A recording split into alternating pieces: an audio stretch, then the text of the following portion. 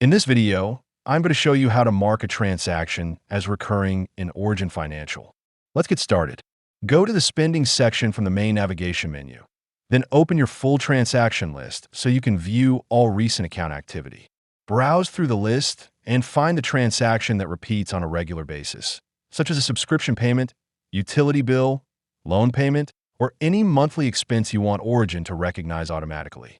Once you find that transaction, click directly on it to open the detailed transaction settings.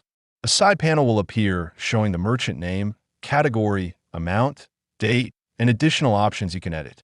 In this panel, look for the setting labeled Recurring or Mark as Recurring. Click on that option to enable recurring tracking for this transaction. After selecting it, Origin may ask you to confirm the recurring frequency depending on the transaction pattern it detects. Review the details, then save the changes. Once this is turned on, Origin Financial will start grouping similar future charges under recurring expenses, making it easier to monitor monthly bills and fixed commitments inside your spending reports and budgeting tools.